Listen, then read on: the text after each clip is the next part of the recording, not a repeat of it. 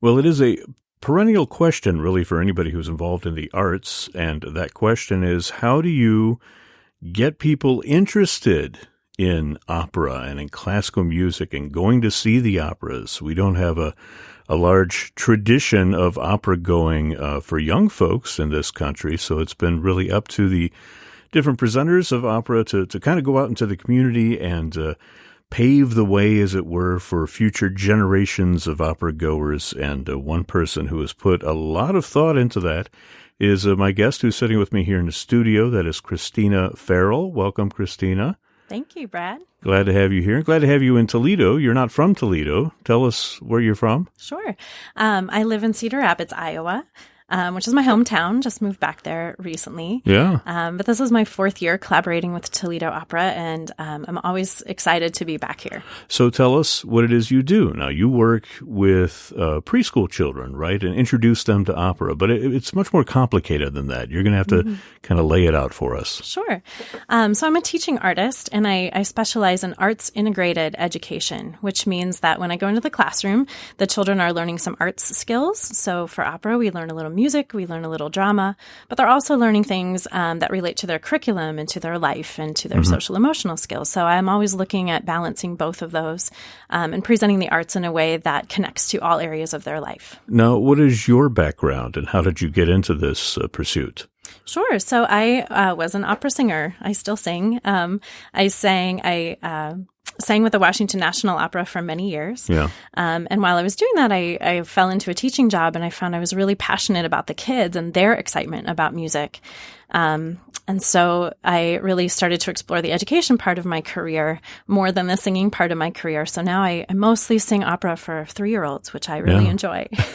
They are an appreciative audience, I'm sure. It's not a hard sell. It's not a hard sell. I know people raise their eyebrows sometimes when I tell them I bring opera into preschools, and they think, will the kids enjoy that? But the kids love it. They don't have any preconceived ideas, and it speaks exactly to where they are. They just love it. So you're working with Toledo Opera as part of their outreach. And so what are you doing specifically here in Toledo? So here in Toledo, this again is our fourth year, our partnership. And we this year are working with 8 classrooms in the Toledo Public Schools. And these are preschool classrooms, so children aging from about 3 to 5 years old. And I work with each classroom 4 times for a half hour each. And it's my job as the teaching artist to break the opera down into really small chunks. So this year we're doing The Barber of Seville. So I've identified some pieces of music that I know the children will have heard in commercials or, out in the world. Well, that's an especially good opera for that sort of thing because it's been all over, media, the media landscape, as it were. Exactly. All you have to do is say Figaro, Figaro, Figaro, and they get it. Right away. And you do that in your curriculum, don't you? We do. Yeah. I try to identify very small chunks, little pieces of music that the children can sing along with, that they can move to, that they can use their imagination with. So, of course, Calling for Figaro is something the children really, really enjoy. Yeah. You were kind enough to bring in a little clip here of one of your classes where you do just that, and I want to listen to it if we can. Sure. So let me see if he's in here. I'm trying to find... Oh, I can't find him. The Barber of Seville is always very busy. He has lots of hair to cut. So we're going to have to call for him. His name is Figaro. So we call for him like this. Figaro, Figaro, Figaro, Figaro,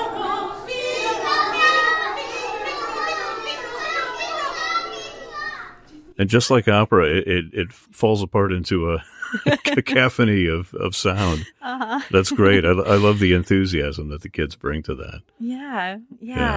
And in the classroom, it's sometimes hard for people to picture what we do, but I bring in a lot of little props. So I have a story box that represents the house, and small little characters, sort of puppets, that help tell the story so the children can visualize it, but then they also get to act out all the different parts.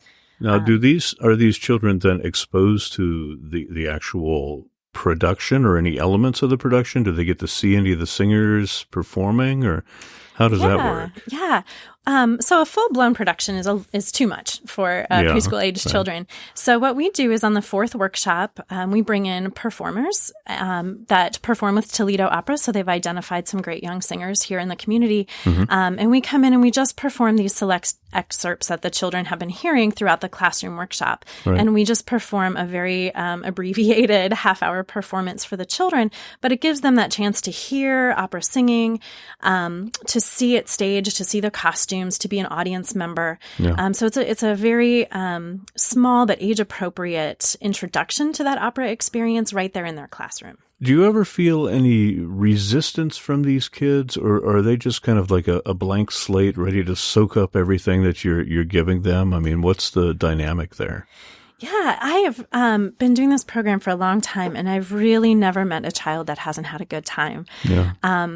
Again, adults sort of have preconceived ideas about opera, but what we know about early childhood and young children is that they learn with their bodies, with their voices, with their imagination. So opera speaks exactly to where they are as human beings and in their development. And we also know that young children, they don't learn in compartments. So that it's not like I'm just learning language now, or I'm just learning math now, or I'm just learning music now.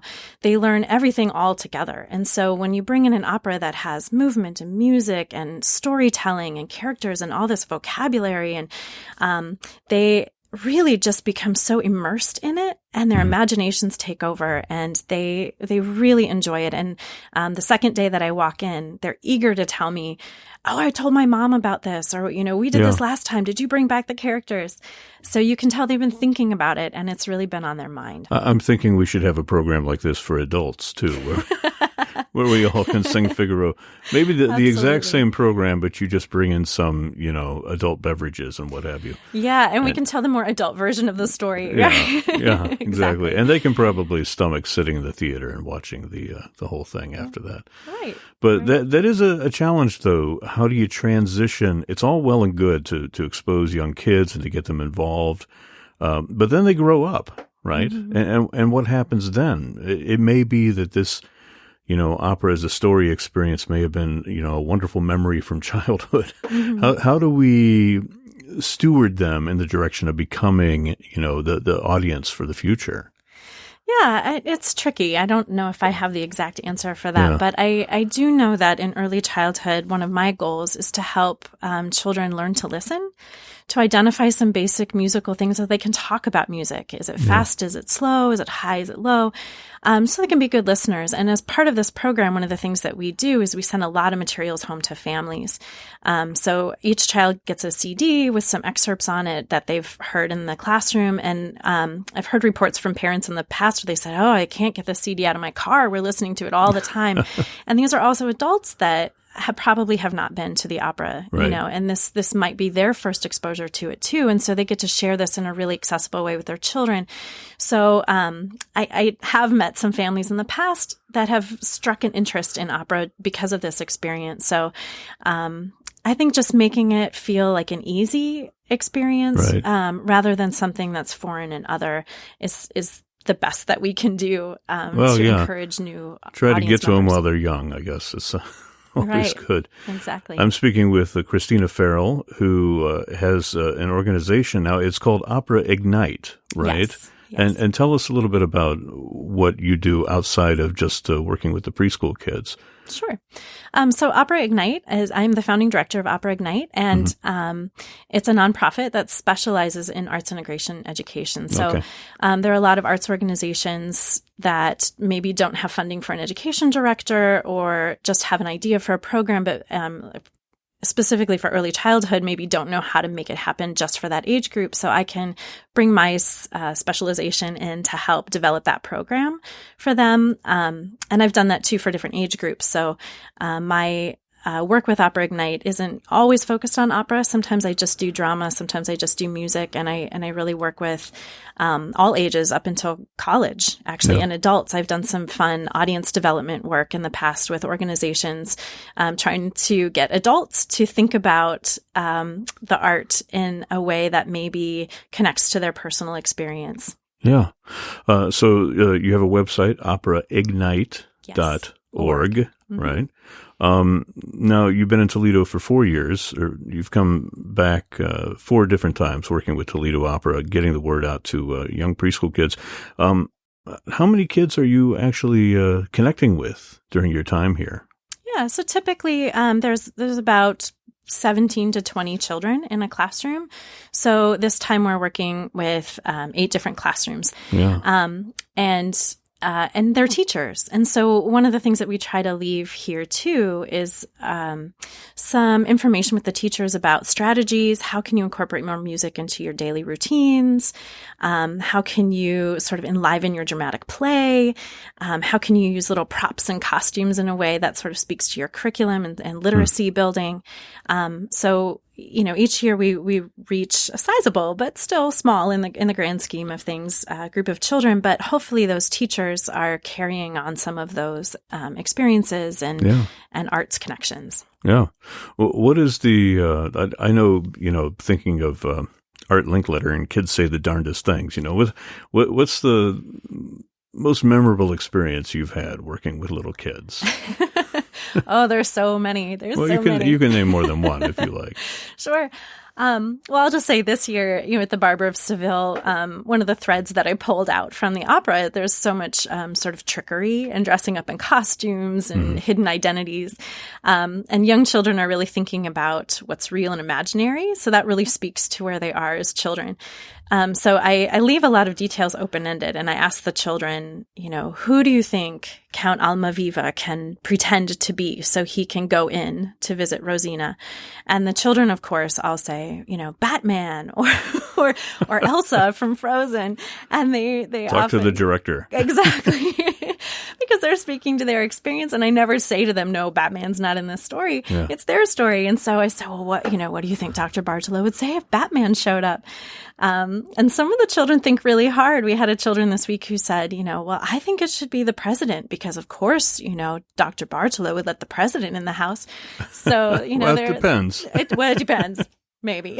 Yeah. We're an apolitical show here, that's so right, we'll stay out of those waters. Right. But I appreciated his thought in thinking, who's somebody really important and special. And so you never know what those children are going to bring from their own experience. And it's always fun to explore with them. But, well, I imagine it's a great learning experience for you as well, working with the kids. Yeah. I mean, if you had to kind of sum it up as to the one thing that you've really learned in these years of working with children, trying to get them to activate their imaginations, what would it be? What have you taken away from this experience yourself?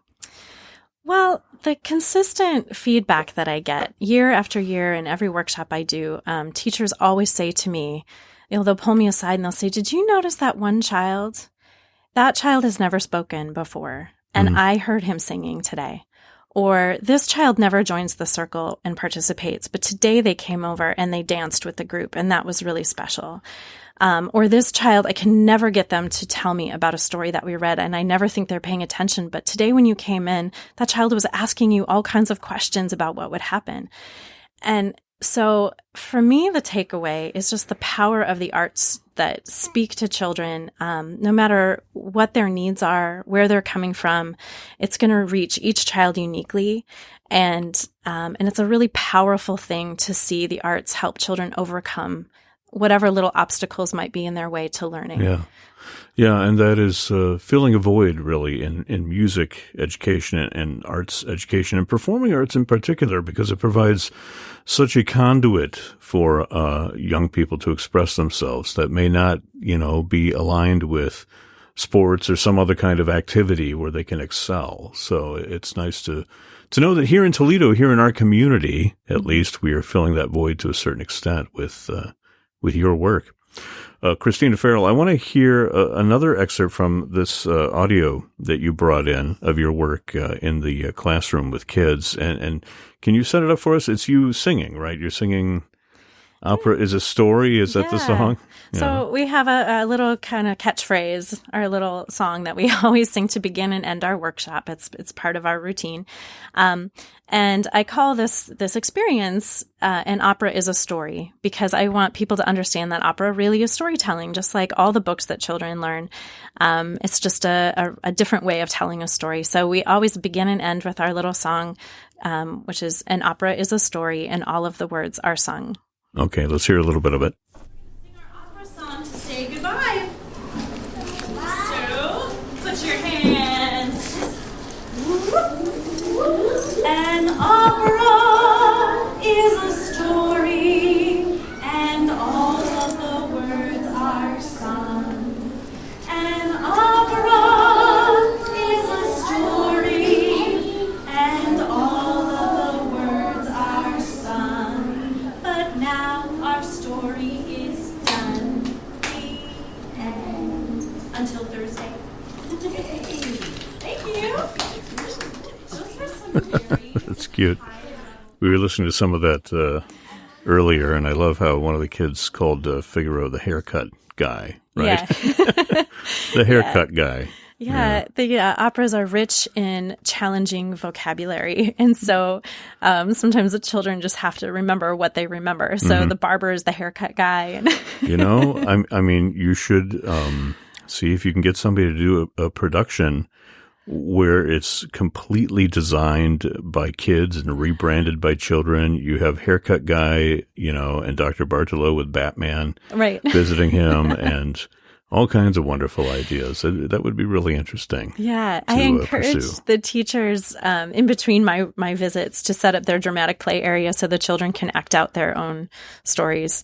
And boy, they're really creative. We have all their dress-up clothes out, and they come up with their own stories, and it's fabulous. And they sing, they sing the stories because that's what I've been modeling for them. So it's really fun. Well, you have a great, the singer's voice for talking to preschool children. It's a nice lilting quality. And the fact that you can sing, I'm sure, helps a lot with communicating with them as well.